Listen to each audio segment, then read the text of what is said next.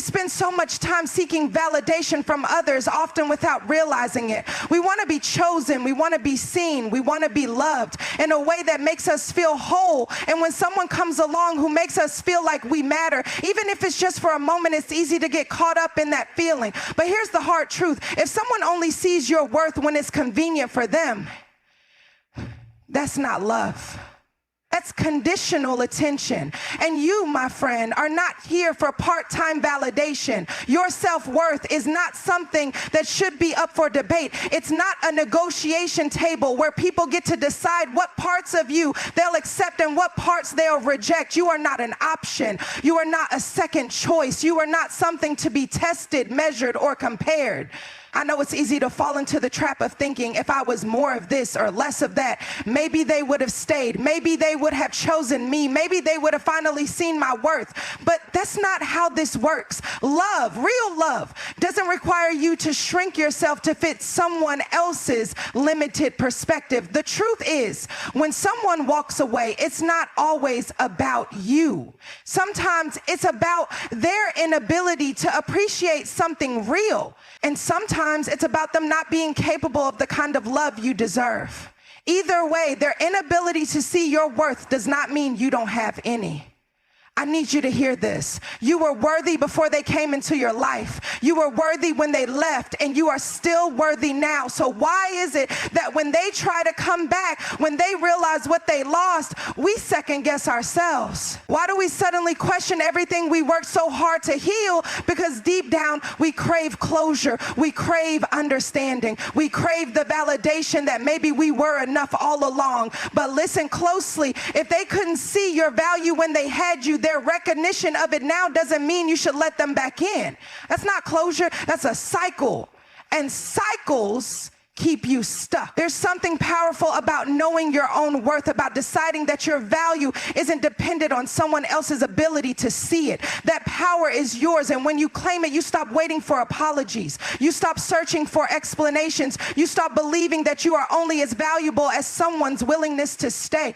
Self-worth is standing in the mirror, looking at yourself with all your flaws and imperfections and saying, I am enough exactly as I am. It's not about being perfect. It's about knowing that even in your messiest, most vulnerable moments, you are still deserving of love and respect. And respect starts with you. It starts with saying, I will not let someone's inconsistent love dictate how I see myself. It starts with choosing yourself, even when it's hard, even when it hurts, even when your heart wants to go back to what's familiar. It starts with realizing that you do not have to convince anyone to see your value. The right people will see it naturally. They will cherish it. They will respect it, and they will never ask you to question it. So the next time you feel the pull to go back, ask yourself this: do I want to be chosen by someone who only realized my worth when I was no longer there? Or do I want to be cherished by someone who sees it from the start? Because you, my friend, were never meant to beg for the love that was always supposed to be freely given. This keeps the heart of Brené Brown's message: vulnerability, self-respect, and personal growth, while making it deeply personal and impactful. Let me know if you'd like to refine anything. Absolutely. Here's an expanded version of the second keynote. Boundaries are an act of self-love, written in Brené Brown's style, raw, honest, and deeply empowering. But the hardest things to do in life is to say, no, this is not okay. I will not allow this anymore. It's hard because we've been conditioned to believe that love means sacrifice, that forgiveness means allowing people back in, and that being a good person means giving unlimited chances. But let me tell you something. There is nothing loving about abandoning yourself for the sake of keeping someone else comfortable. Boundaries are not about shutting people out. They are about keeping yourself intact. They are an act of self-love, a declaration that you refuse to keep betraying yourself just to make someone else happy. Because the truth is, when you constantly allow people to cross your boundaries, you are teaching them that your needs don't matter. And if you're not careful, you'll start believing that too. I know how it feels to hesitate when setting boundaries. That small voice in the back of your head whispers, what if they think I don't care? What if they get mad? What if I lose them for good? good, but here's what I want you to consider. If someone truly cared about you, would they be angry that you are protecting your peace? Would they be upset that you are asking for respect? Would they walk away just because you are asking for what you deserve? Love that demands your silence, your sacrifice, and your suffering is not love. It's control. It's manipulation. It's a transaction that benefits them and leaves you empty. Boundaries do not make you mean. They do not make you selfish. They do not make you unkind. They make you healthy. They make you whole. They make you someone who refuses to participate in relationships that drain you instead of nourish you.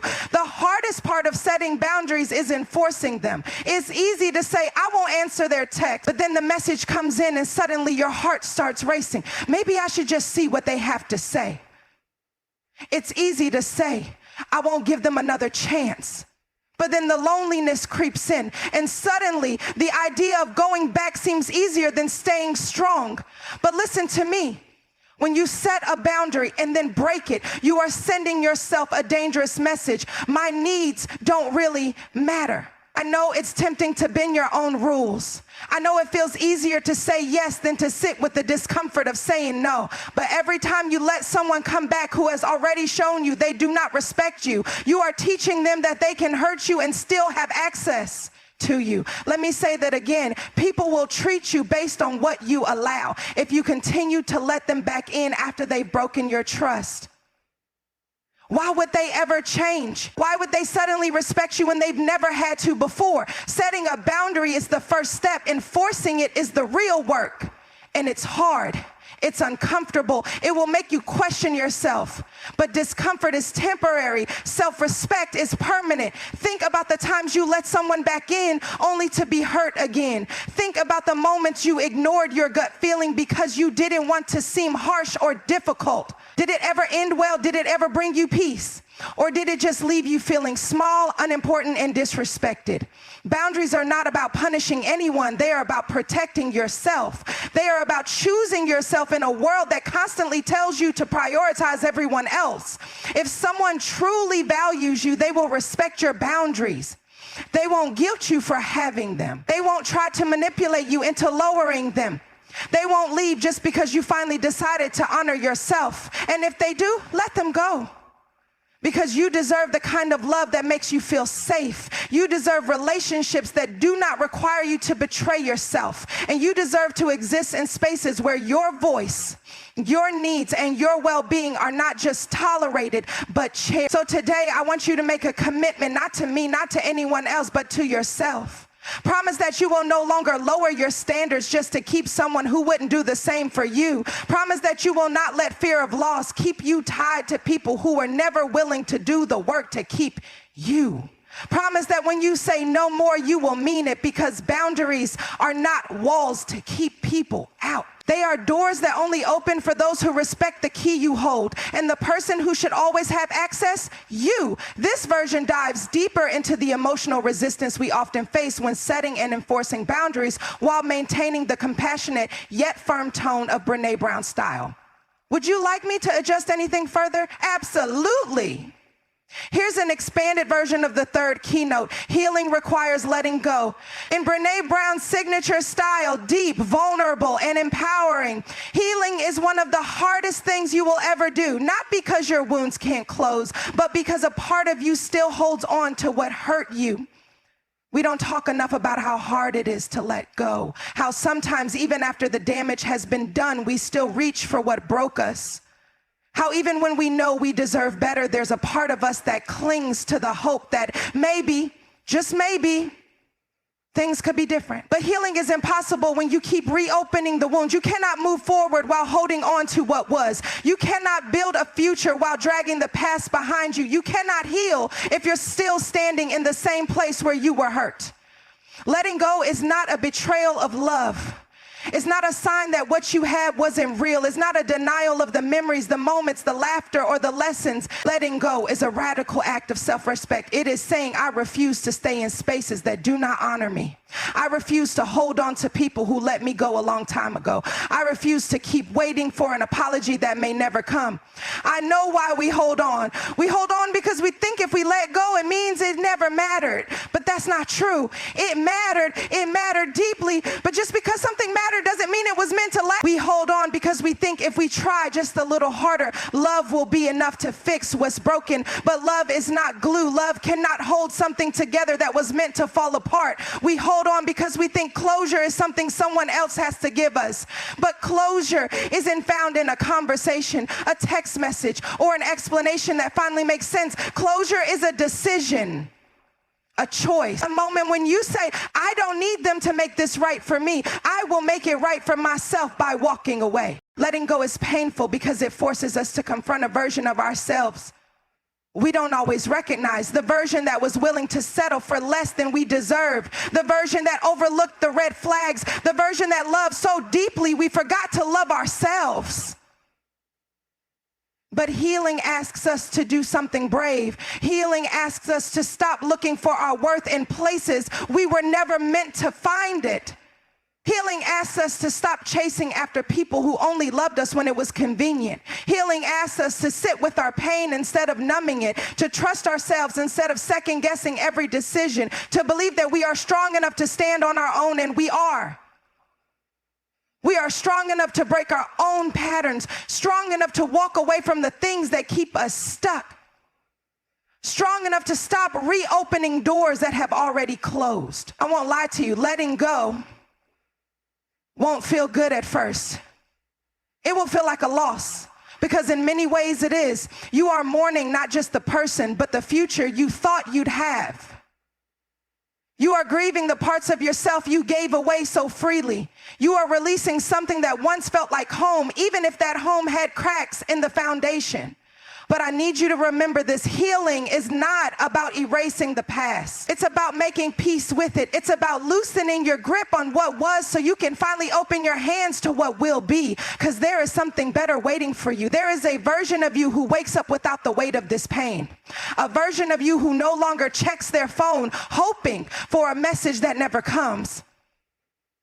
A version of you who smiles without wondering if they're watching. A version of you who realizes that the love they were searching for in someone else was always supposed to come from within. That version of you is on the other side of letting go. And when you finally release what is no longer meant for you, you won't just be healing, you'll be free. This keeps the message powerful, deeply personal, and reflective, staying true to Brené Brown's style of vulnerability and growth. Let me know if you want any refinements. Absolutely. Here's an expanded version of the fourth keynote. Loneliness is not a reason to reopen a closed door. In Brené Brown's signature style, honest, vulnerable, and deeply resonant, loneliness can be unbearable. It creeps in quietly, settling into the empty spaces they used to fill. The nights feel longer, the silence heavier, and the memories louder. And when that loneliness hits, it's easy to think that anything, even them, is better than feeling this way. This is when you start to second guess yourself. Maybe I overreacted. Maybe it wasn't so bad. Maybe they've changed. And before you know it, you're staring at your phone wondering if reaching out just one more time would really be such a bad idea. But let's pause right here. You are not lonely because you made the wrong choice. You are lonely because healing requires space. You are lonely because your heart is still catching up to the decision your mind already made, and you are lonely because you are in the in-between, the place where you've left behind what hurt you but haven't yet arrived at the peace that's waiting for you. This space is uncomfortable. It's the part where you are forced to sit with your feelings instead of numbing them with distractions, relationships, or false hope. But discomfort is not a sign that you should go back. Discomfort is proof that you are growing. Loneliness has a way of making the past look better than it really was. It highlights the good moments, blurs out the pain, and convinces you that what you walked away from was the best you'll ever have. But nostalgia is a liar, because if going back was truly the right thing for you, why did you leave in the first place? Why did you cry yourself to sleep wondering if you'd ever feel loved the way you deserved? Why did you spend so much time hoping they would change only to realize they never would? Why did you finally gather the courage to say, I deserve better? You did not leave because it was easy. You left because it was necessary. You did not walk away because you stopped caring. You walked away because you started caring about yourself. And that decision, choosing yourself, was not a mistake. But here's the truth about healing. It doesn't happen in a straight line. You will have days where you feel strong, empowered, and completely sure of your decision. And then there will be days where the loneliness makes you question everything. This is normal. Healing doesn't mean you never miss them. It means you don't let missing them be a reason to let them back in. Because loneliness is temporary, but self-respect is permanent. You will not feel like this forever. You will not always long for what once was. There will come a day when you wake up and realize that the person you once craved no longer has a hold on you. There will come a day when your peace is louder than your pain. There will come a day when you will look back and say, I can't believe I almost went back to that. That day is coming, but you have to stay strong long enough to reach it. So when the loneliness feels unbearable, I want you to do something for me. I want you to sit with it. I want you to feel it fully without running from it. I want you to remind yourself that this feeling is proof of your growth, not a reason to turn back. And most importantly, I want you to ask yourself, am I lonely for them? Or am I just lonely for someone? Because the truth is, if it wasn't them, it would be someone else. If you weren't missing them, you'd be missing the comfort of having someone. But you don't need just someone, you need the right one. And the right one will not make you question your worth. They will not make you wonder if you are enough. They will not leave and expect to be welcomed back like nothing happened. So don't let loneliness lower your standards. Don't let a moment of weakness undo all the strength it took to walk away. You have already done the hardest part. You made the choice to step into something better now. All you have to do is keep walking, because the loneliness will fade, but the lesson will remain. And one day you will thank yourself for never reopening a door that was meant to stay closed. This version keeps the message deeply personal, raw, and full of self-reflection. Exactly the kind of speech Brené Brown would deliver. Let me know if you'd like any tweaks. Absolutely. Here's an expanded version of the 5th keynote, Your Future Deserves a Stronger You, written in Brené Brown's signature style, raw, honest, and deeply empowering. The hardest part of healing is believing that there's something better waiting for you. It's easy to get stuck in the past, to replay every memory like a film reel on repeat. The laughter, the way they looked at you, the moments that made you believe this was it. This was the love you were meant to have. And when it ends, it feels like the world has tilted off its axis, like nothing makes sense anymore. But here's what I need you to understand. Just because something was good at one point doesn't mean it was meant to last forever. Just because it felt like love doesn't mean it was the love you deserved. And just because you gave it your all doesn't mean it was supposed to be the final chapter of your story. Your future deserves a stronger you, and that stronger version of you, she isn't built by going back to what broke her. She isn't created by reopening doors that were meant to stay closed. She is not found in the spaces where she once begged to be chosen. She is built in the moments when she chooses herself, even when it's hard. She is created in the nights when she cries but still refuses to send that text. She is found in the quiet realization that love should never require her to shrink, to settle, or to beg for the bare minimum. I know the pain of walking away. I know how much it hurts to wake up in a world that no longer includes the person you thought would be by your side. But I also know that pain is temporary. Growth is forever. You were never meant to stay in places that no longer nourish you. You were never meant to make a home in someone who never fully chose you. And you were never meant to build a future with someone who couldn't love you in the way you deserve. Your future needs you to be whole. It needs you to stop looking back. It needs you to stop measuring your worth by someone else's inability to love you properly. It needs you to trust that the best version of your life hasn't happened yet. And I know that's hard to believe right now. I know it feels like you'll never love again in the same way, that no one will ever make you feel the way they did. But that's just your heart playing tricks on you. The love you had is not the best love you will ever know. There is more waiting for you, more joy, more peace, more love, real love, the kind that doesn't require you to question your worth, but you will never find it if you keep looking back. Healing is not about pretending it didn't happen. It's not about erasing the memories or denying the love you once felt. Healing is about learning from the pain and using it to become someone who will never accept less than what she deserves again. So I want you to ask yourself, who do you want to be a year from now? Do you want to be the person who kept going, who honored her boundaries, who refused to lower her standards just to feel less lonely for a moment? Or do you want to be the person who went back, who settled, who ignored her own intuition and ended up right back where she started? Because you get to choose.